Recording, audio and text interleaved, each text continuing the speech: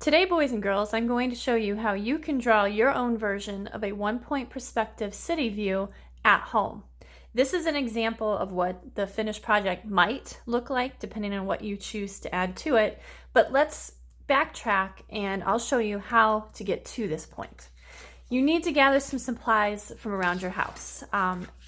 Pencil and paper are the two things that you need to have access to.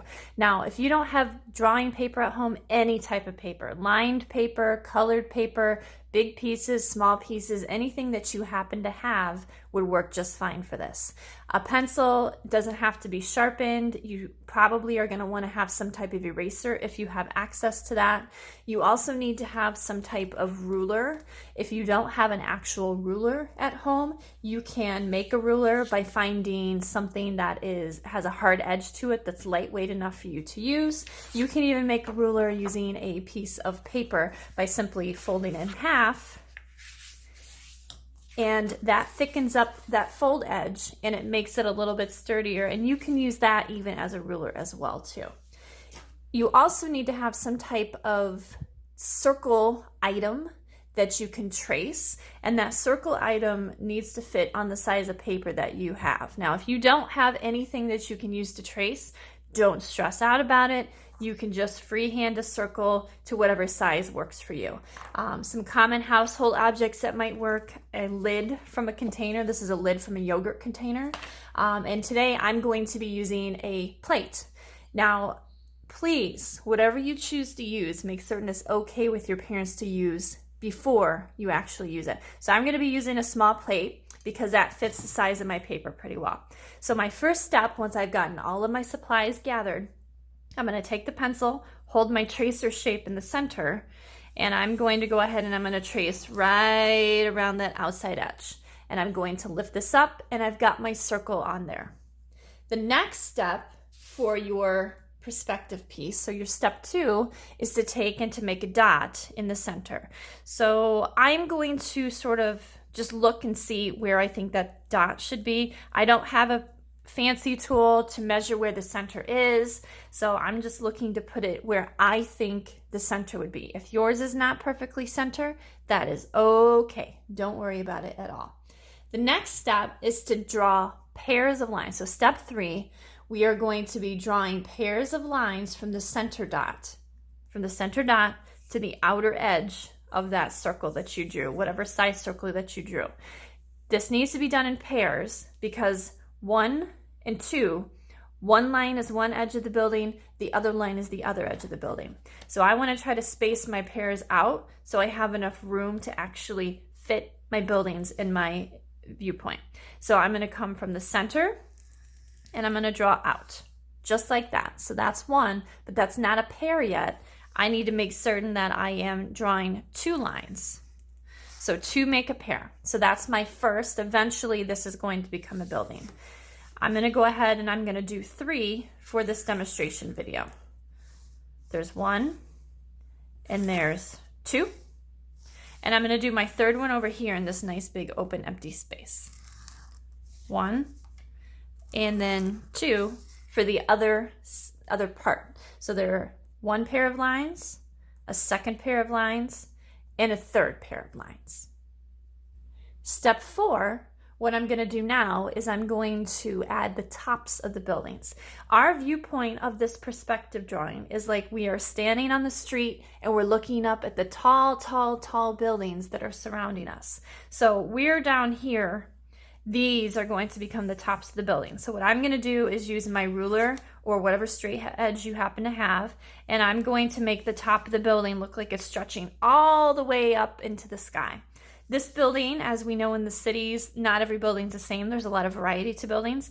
This building, I'm going to make it a little bit shorter.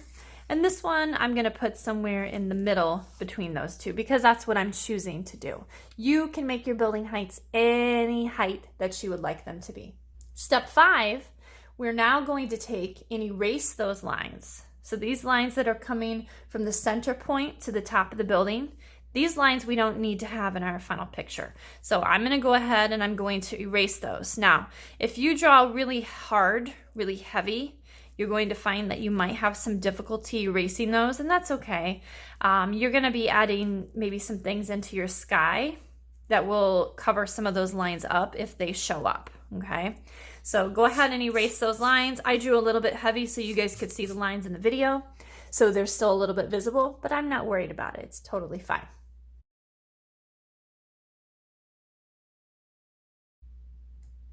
If at this point, when you're looking at this, if you're like, well, my city seems a little bit empty, please feel free to go ahead and add in some additional buildings.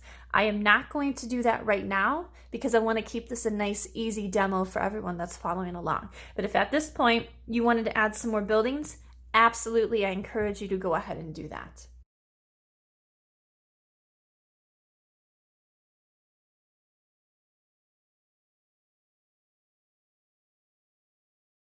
Once you feel like you have enough buildings in your viewpoint, now you want to start adding some details. So step 6 is about adding details to your city to make it look more city-like.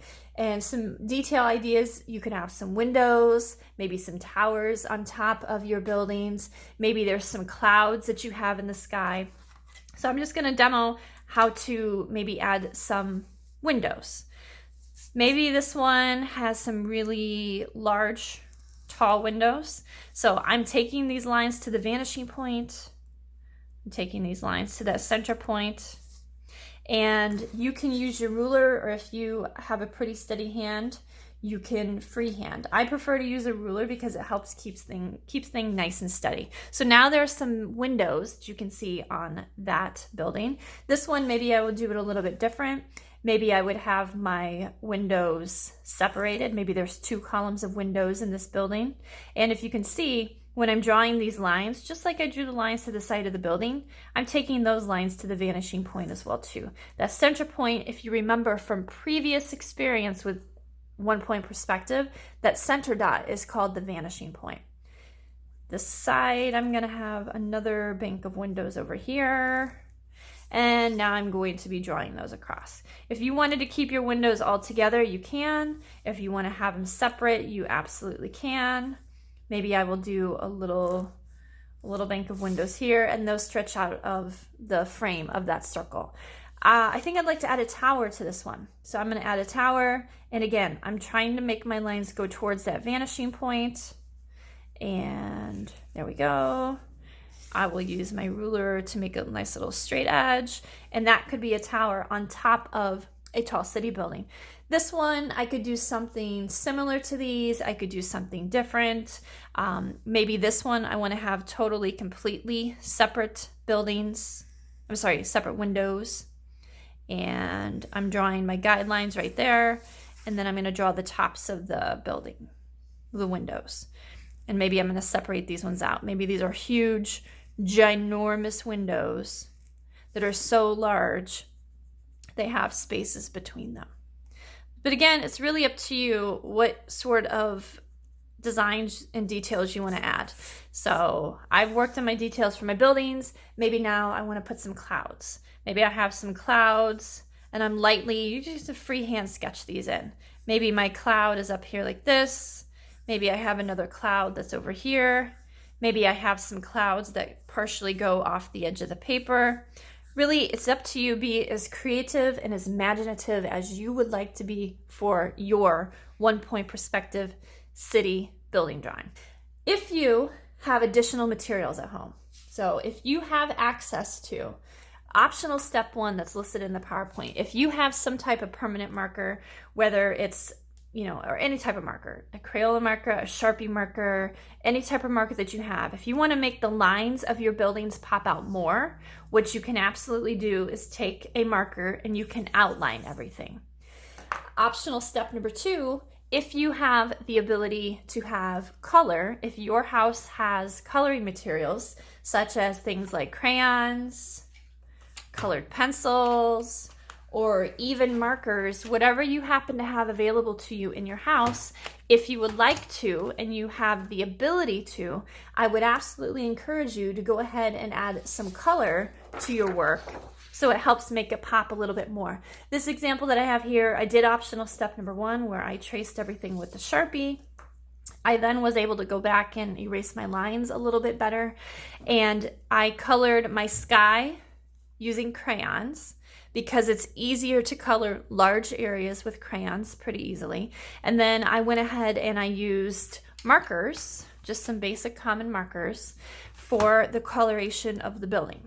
And that's pretty much it. So if you have the ability to add color, please, by all means, go ahead and make your work really stand out if you can.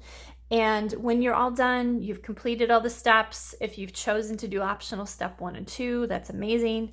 When you're all done with your work, make certain you take a picture of it, submit it to Seesaw to the art class page for your class. Please make certain you are submitting it to your class page for art, or email me a picture, and my email is listed in all the documentation for our learning day.